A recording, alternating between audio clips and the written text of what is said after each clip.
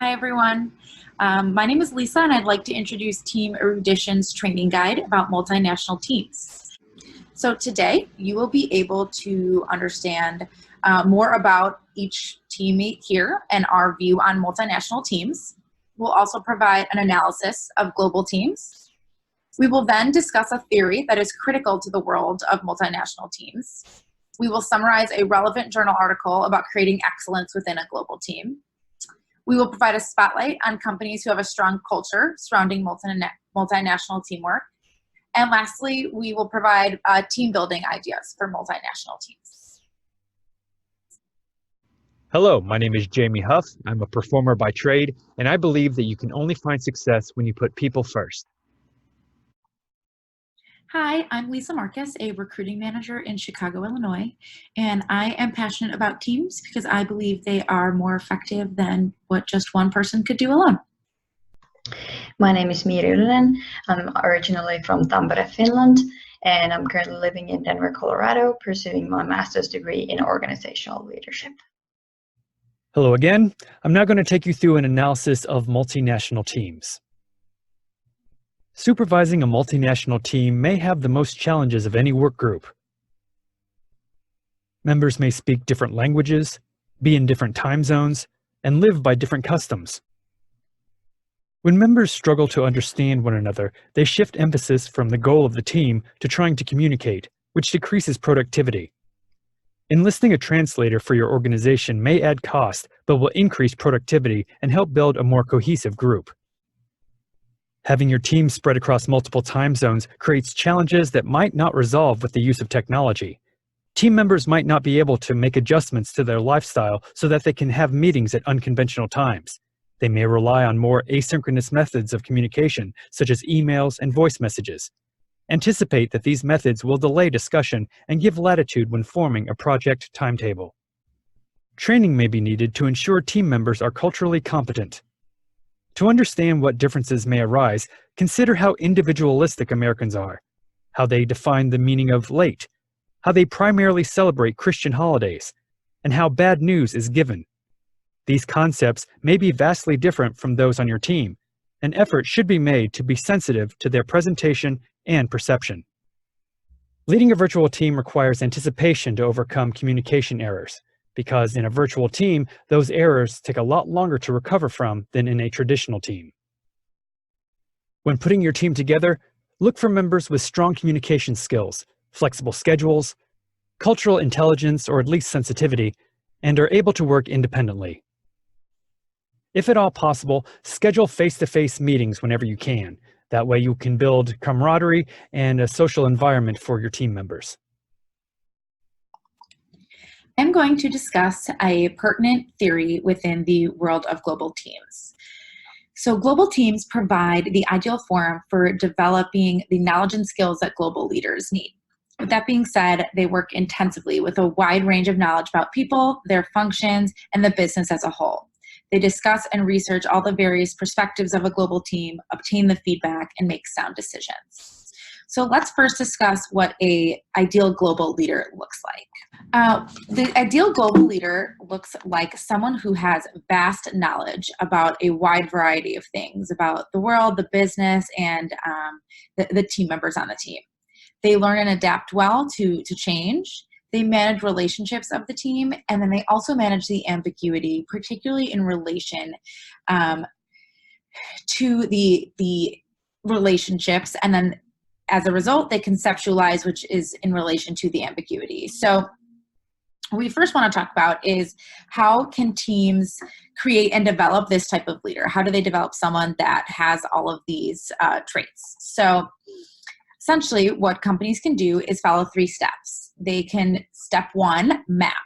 So mapping is the understanding of global environment and understanding the differences that come from that. So understanding the relationship to the world around us, understanding the natural responsibility of humans, understanding what our basic underlying nature is. They also bridge. There's open and effective communication across the team, taking the various differences into account. They need to take a positive approach to be motivated and be understood by the team. They need to understand the various perspectives as to how people convey their own views and how they choose to listen to the views. And then they need to find a common view and perception of the situation to create a new shared norm. Lastly, they need to integrate these things. They need to build on the differences, share and bridge together the business knowledge, manage participation and obtain everyone's input, and then resolve any disagreements that arise. So, how can these skills be taught and learned, and when should that happen? These skills are best learned and practiced when it happens real time. There are relevant scenarios that can be addressed. Nothing is left to fester. Feedback is available that pertains to that specific behavior, and there are enough opportunities to observe others executing these behaviors, and there's psychological safety that a teammate can take behavioral risks, so that safety where teammates feel comfortable to say their open and honest thoughts. These are the steps to take to create successful future leaders of global teams. Now, I'd like to show you some companies who are doing organizational culture well. Organizational culture can have a significant influence on performance, morale, job satisfaction, employee engagement and loyalty, employee attitudes and motivation, turnover, commitment to the organization, and efforts to attract and retain talented employees. Some conditions for team success include the right people to perform the task, a task suitable for teamwork, effective combination of resources, and an organization that provides a supportive context. Specifically, let's look at the components of a healthy organizational culture.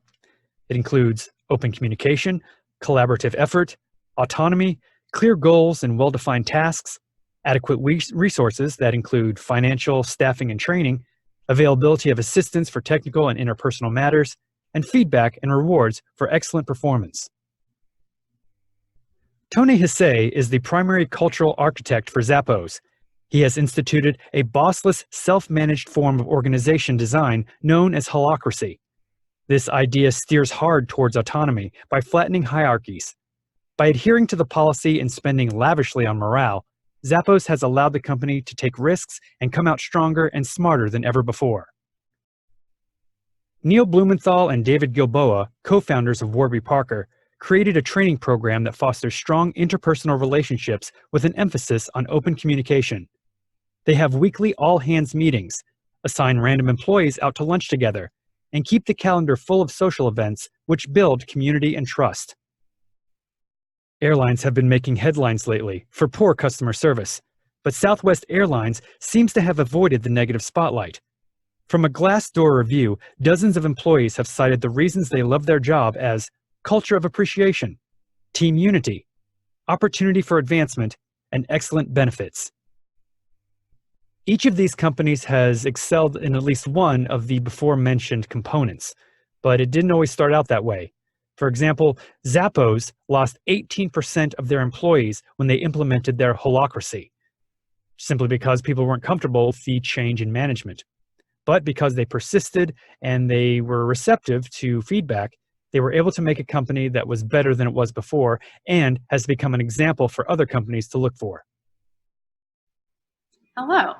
Today, I'd like to talk to you about Quality Digest article titled Creating Excellence in a Multinational Team. As I tell you a little bit about the 4 key objectives that define a high-performing work team. The first one is focus, focusing on specific, unambiguous goals and objectives. This increases the ability to achieve these goals and reach ultimate success. The second one is accountability on a global team. Each team member needs to have the understanding that objectives must be accomplished and tasks completed when promised. If teams are not held accountable, they will not finish their work on time or think that mistakes could potentially be made again in the future. They need to be disciplined. There needs to be an expectation that each team member will meet his or her obligations and commitments when promised.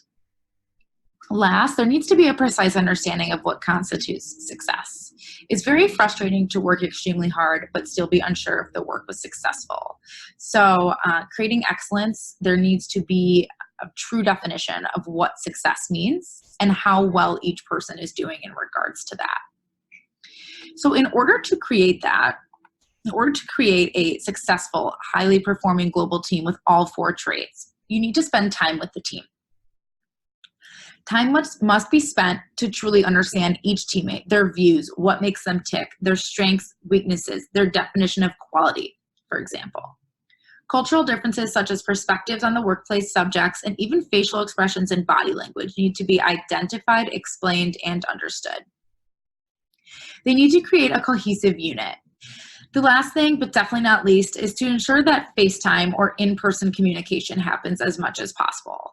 This will help the team members to physically see the facial expressions and body language of one another. It will also help them to gauge their level of understanding or lack thereof and build on that to ultimately create a stronger relationship. With that being said, multinational teams bring challenges, but they can be handled, and there are many ways to overcome them in order to achieve success. And lastly, we'll share 2 team building activities designed for multinational teams. Team building is especially important for multinational teams as the team members have to cope with cultural differences. The first activity we present is Visualize the Ideal Team. This activity focuses on positive experiences in teams by creating a visual collage of an ideal team. All team members are asked to describe their best experiences with teams. The team members may describe any aspect of team experiences as long as they're positive. It is recommendable that the team members first write down their experiences before they're shared. This gives the team an opportunity to reflect on their individual experiences. After all team members have shared their views, the team is challenged to transform their words into visuals. Team members work together to create a collage that expresses the shared view of an ideal team. This activity allows the team members to start their teamwork with a positive note while sharing their expectations for the team. Team members from different backgrounds and cultures may see teamwork differently, so it is important to have a shared view of the ideal team. The next activity we present is called Guess Who. This activity allows the team members to share something about themselves beyond their work. Team members are asked to take a photo of something that describes them. The picture does not have to be personal. It can be anything from their life or culture. The only restriction is not to take a picture from the workplace. Before the team meeting, the team members send their pictures to an appointed facilitator who shares their pictures anonymously, and the team members guess who took the picture. This activity allows the team members to get to know one another in a new way and share small moments from their lives. Sharing pictures allows the team members to expand their knowledge on the other team members' cultures and countries. Just a picture of people on the street is very different in India than it is in the United States.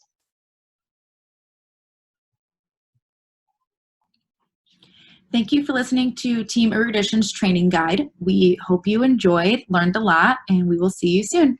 Bye.